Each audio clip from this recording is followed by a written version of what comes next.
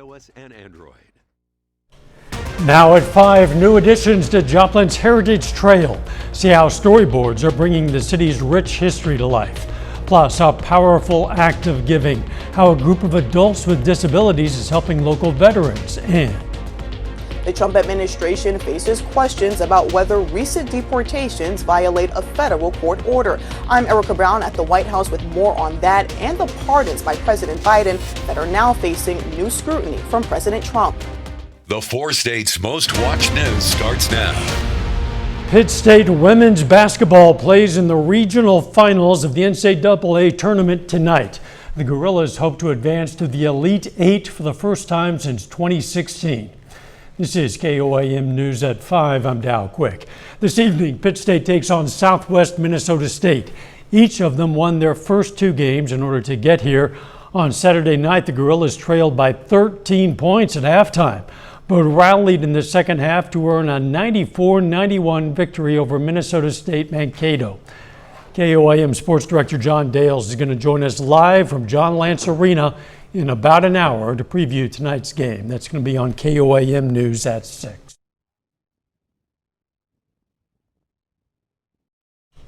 The city of Joplin unveiled some new additions to its legacy project called the Heritage Trail. The additions are storyboards. One of the storyboards tells the history of John C. Cox, one of the earliest settlers of Joplin and considered a father of Joplin. The storyboard is placed near the house where John C. Cox lived. The second storyboard is called The Unrest, about the tensions that existed between mining camps. These markers are the 8th and 9th Heritage Trail markers to be placed. It's history, and to do this for John C. Cox and his family and was just, wow, I could have knocked us over with a feather. I mean, it really means a lot. John C. Cox's great-great-grandson says this is a huge honor and that it's a great opportunity for the Joplin community to learn about their history.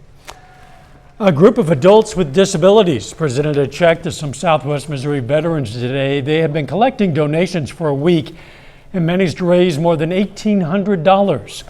They're associated with Easter Seals Midwest in Joplin. The nonprofit says the occasion shows anyone can be a community leader. It's amazing. It shows you the power of inclusion. So when everyone plays a part in their community, and it shows the value that those we support have towards our community. Easter Seals has been helping people with disabilities and their families for more than 100 years.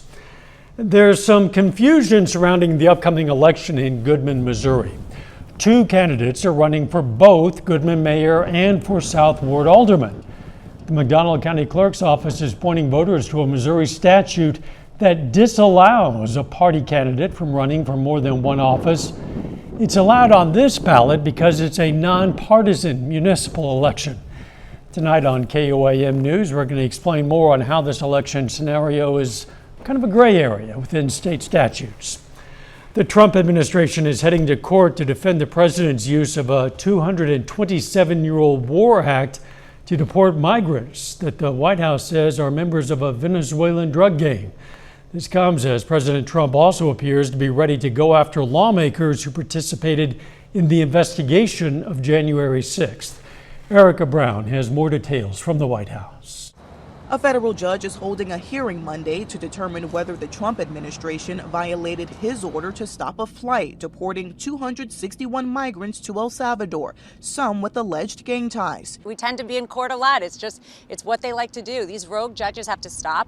This is an executive decision, and we are trying to make America safe again. President Trump carried out most of those deportations under the Alien Enemies Act of 1798, a wartime law allowing for quick arrests and deportations without many of the legal steps used for immigration cases. They invaded our country. So this isn't, in that sense, this is war. President Trump also questioned the validity of the pardons issued by President Biden to lawmakers who served on the select committee investigating the January 6th assault on the U.S. Capitol. Trump claimed without evidence Biden's pardons are void because the signatures were done with an auto pen and Biden knew nothing about them. The president was raising the point that did the president even know about these pardons? Was his legal signature used without his consent or knowledge? President Trump also attended his first board meeting at the Kennedy Center as its new chair. A lot of effort, a lot of money on crime, and we're going to spend it on fixing up. We don't want graffitis on the beautiful white statuary marble, and we want to have our roads good and everything else. We'll be able to do that easily. And this is a part of it. I mean, Kennedy Center is a very big part of it. Trump has frequently cited what he calls woke content in drag shows as reasons for his overhaul of the Performing Arts Center. Erica Brown, CBS News, the White House. Now, President Biden has gone on the record outlining the reasons for the preemptive pardons of the January 6th committee members, and courts have ruled presidential pardons don't even need to be written in order to carry the full weight of the pardon. Let's check in with Chief Meteorologist Doug Heddy now for a first look at the weather. Yeah, and it turned out to be a beautiful Monday for us today, minus the wind. Very windy once again. Not quite as bad as what we had Friday, but still gusts have been kind of 40 upwards to 45. But it warmed our temperatures up. Pair of 75s out there, Joplin, also Pittsburgh. We're going to have a fantastic evening, sliding back through the 60s into the 50s. But you can see across the board, mid to upper 70s, 80 in Nowata. So really, it looks fantastic. But sustained winds, 20 upwards to about 25 miles per hour. And again, we've had those gusts kind of 30 upwards of 40, 45 at times. So this is why we have the fire weather warning in effect. Really, again, for us tomorrow, as the winds are going to stay strong. Temperatures still look good. We do have changes by the middle of the week. We'll look at that here in a bit. See you soon. Still ahead, treating bird flu. Could vaccines be the key to stopping it? Why some chicken producers are hesitant despite rising costs and millions of birds lost. Plus, Boki the bear's incredible comeback after life-saving brain surgery. Those stories next in Health Watch. Experiencing poverty in Health Watch might age more quickly. A study by University College London showed social inequality has a direct impact on the biological aging process. People with more education and a higher income were shown to age more slowly, while those with less resources had a 20% greater chance of age-related illnesses. Vaccines for chickens could help limit the spread of bird flu, which is responsible for the high cost of eggs and the slaughter of millions of chickens. The Associated Press reports chicken meat producers are resistant to using vaccines over concerns it could hurt sales or make it harder to detect bird flu. The U.S. Department of Agriculture is spending $100 million to study bird flu vaccines. When it comes to performing CPR, every second counts. A study by the European Society of Cardiology found how quickly CPR is started is more important than whether it's performed by a bystander or a healthcare professional. Every 5 minutes of delay before CPR starts increases the risk of death by 38%. A heartwarming health story. The first brown bear in the world to have brain surgery is making a remarkable recovery at a wildlife park in England. Tina Kraus reports. After a long winter's nap, Boki the bear has bounced back from a life-saving surgery. His recovery's been amazing, just what we were hoping for. The 3-year-old was having seizures last year, so vets gave him an MRI scan that showed fluid on his brain. Surgeons prepared for a 6-hour operation to save him. Yeah, it's different where they go in because of the anatomy. In October, doctors put a stent between his brain and his abdomen to flush out the fluid and gave him pain medicine to take the edge off while he recovered. He's come out, he's done all the things he should be doing, eating grass, exploring the place, been really quite lively. Boki's struggles started long before surgery. He was rejected by his mother as a cub at a wild animal reserve before being adopted by a wildlife park in England, where devoted keepers are now working to get him back up to size. He's lost more than 60 pounds since going under the knife. He'll slowly put on weight, but it's like a real psychological and physical reset for them. It's a real healing process. Doctors say Boki's brave battle has paid off. He's now symptom-free and able to bear the journey ahead. Tina Kraus, CBS News, London. The surgeon who operated on Baki's brain had done this surgery only once before on a black bear in Asia 12 years ago. It's believed to be the first bear in the world to have had brain surgery. And that is a look at today's health news. A little bit later, March Madness might be a slam dunk for fans, but it could be a miss for workplace productivity.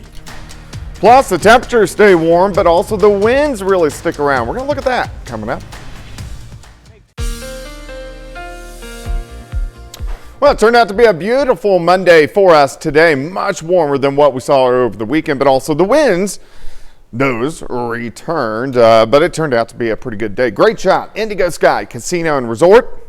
Indigo is just outside of Seneca, Missouri. Look at these temperatures. Yesterday only into the mid-50s, so we've jumped by about 20 degrees. Case in point, 76 Anderson, 75 in Lamar. Chanute at 79. We're at 80 in Nowata, but the winds have gotten stronger, and those are going to be sticking around the next couple days. Through the evening, if you're getting out, slide back through the 60s into the 50s.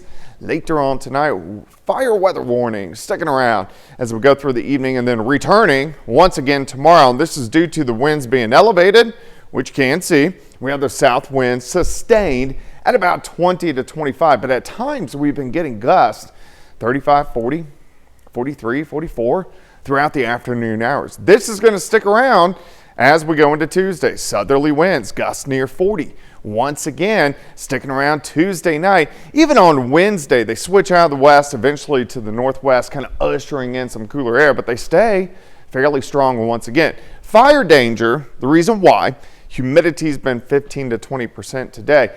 Creeps up near 30% as we head into Tuesday, but still fairly low. We got some mid and upper level clouds kind of streaming through. We are going to get some clouds increasing tonight ahead of our next storm system, which is building the western third of the country, just moving on the coast of California right at this point in time. So let's go down the road. This system, it's still going to, obviously, still a wind maker. The moisture is limited as it passes through on a Wednesday. We cool down behind it. We have another weak wave on Friday that could give us a few showers. And then temperatures pretty good into the weekend. Could get some thunderstorms by Sunday morning with another storm system. So over the next 6 days, we have 3 systems we need to keep our eyes on. Let me walk you through time tonight. We drop back near 60, upper 50s to near 60. A lot of mid and upper level clouds. Quick warm up on your Tuesday, mid 70s by noon. Let's go to about 4:30 in the afternoon, 4 o'clock. Near our daytime high, 79 Stockton, Anderson, 77 in Miami, 80 in Fredonia. So a smidge warmer than what we are seeing today.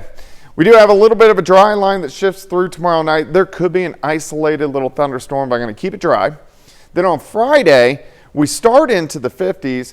Then we start to drop during the afternoon. We get a few random light little showers working in on Wednesday afternoon as we drop back into the 40s. Could even get a few flakes mixing in by Friday evening. Not a big deal in our neck of the woods. Day planner, 61 to start, 71 by noon. Let's go with a high temp of 79 degrees. And we are going to cool down behind that system a bit, so only into the 50s once we get into Thursday. But then we'll start to warm back up once again as we head into Friday and also into the weekend as 60s will return. Let's go 79 Tuesday, 57 and dropping Wednesday. 56 Thursday, back to 67 Friday. Next weekend, or this weekend, looks great with high temps into the 60s and a few morning thunderstorms on Sunday morning. So a lot to watch all week. Yeah, a little rain, a little sun. Things are going to be greening up soon. Spring Yeah, is it's coming. almost mowing time. Yeah, soon enough it will be. Thanks, Doc. Coming up, soaring car costs are squeezing drivers' budgets, making it harder to stay on the road. Topping today's Consumer Watch, the deadline for Americans to file their taxes is now less than a month away. The agency, like many other government departments, has faced some upheaval since the Trump administration took over. Over the past 7 weeks, key top executives have left the IRS, and about 6,700 probationary employees lost their jobs last month. Despite the upheaval, many tax professionals say they are not seeing any problems with people filing their taxes or getting refunds. President Trump signed an executive order demanding 7 government entities reduce staffing. Among them are the Institute of Museum and Library Services, Interagency Council on Homelessness, and the Federal Mediation and Conciliation Service. The Agency for Global Media is also included, which runs Voice of America and other government-funded media operations. Americans are carrying a record amount of credit card debt, and that's not the only money they owe. Auto loan defaults have also hit a record. Andres Gutierrez reports. How much are you paying each month? $930. Troubling times on the American road. 2 years ago, Alejandra Graciola bought her EV for $60,000. Is that pretty high for you? I mean, does it break your budget? It is. Graciola isn't alone. In 2024, more than 4% of auto loan holders had car payments of $1,000 or more. That's up from 1% in 2020. And almost $1,000 for a car is just, it's a little crazy, but... Driving up prices, a double whammy of rising vehicle costs and higher finance costs to buy them. If we look at the average price people are paying for a new vehicle, it's north of $47,000. On used, it's $25,000. With the economy showing signs of stress, Jessica Caldwell of Edmond says borrowers are feeling the pinch. So people that are kind of in the middle of their loan, they may be hitting the point where cost of living has gotten to them and they can no longer make these payments. And that's happening at a record level. 6.6% of vehicle owners with subprime loans were at least 60 days past due on payments. Those loans coming with higher interest rates for buyers with limited income or credit scores. To make ends meet, more Americans are opting for longer repayment plans. In 2024, a record 66% of new cars were financed for 72 months or longer. People that on average are underwater, over $6,000 on their car loan, and they're rolling that into their next vehicle loan. And once that happens, it becomes a real hard cycle to get out of. Another speed bump, surging rates for insurance and repairs, while tariffs threaten to add more sticker shock. The price of North American-made vehicles estimated to jump $2,000 to $12,000. I wanted my car, I got it in. Now I'm stuck with it. For Alejandra Graciola, not having a car is not an option, despite the cost. I mean, we got to do what we got to do now, The cost? To keep on rolling. Andres Gutierrez, CBS News, Los Angeles. A new survey from sports betting media company Action Network shows that March Madness could clash with the workplace this year. Around 40% of fans admitted that they've called out sick to watch the games. Action Network also says fans spend around 2.4 hours per day checking scores, which it says amounts to more than $20 billion in lost productivity. A final check of the forecast.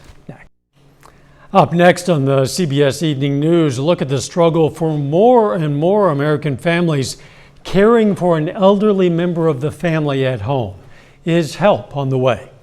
Then on KOIM News at 6, we're going to have more on the new historic markers added to Joplin's Heritage Trail, plus a deeper dive into the legalities of candidates running for more than one office at a time in Goodman, Missouri. And the Pitt State women play in the regional championship tonight. John Dales is going to be live with a preview. Stay with us for the CBS Evening News and then KOIM News at 6. Carthage Public Library is hosting spring break events all week, beginning today with Movie Monday, where all ages were welcome, treated to some popcorn. Tuesday brings a hands-on session with robots, and Wednesday offers an expanded story time for preschoolers through intermediate students, complete with songs, physical activities, and a take-home craft. The week wraps up on Thursday with a book tasting featuring award-winning author Roland Smith. Because there's such a need. Our children need something to do that is somewhat educational. We want them to use the library, but we want them to know the library offers so much more than just coming in to check out books. The library on South Garrison in Carthage. A lot of libraries have a lot of programs. They do a lot more than provide books these days. Check out your local library, see what's going on. The weather looking pretty warm this week. Yeah, at least for us tomorrow. It's also going to be very windy. Winds gusting near 40 once again, but high temps near 80. We cool down Wednesday, a few showers Wednesday evening. Thursday and Friday overall looking pretty good. Thanks for joining us. The CBS Evening News is next. And of course, we're going to be right back here for KOIM News at 6. We'll see you then. Let's make it a great evening.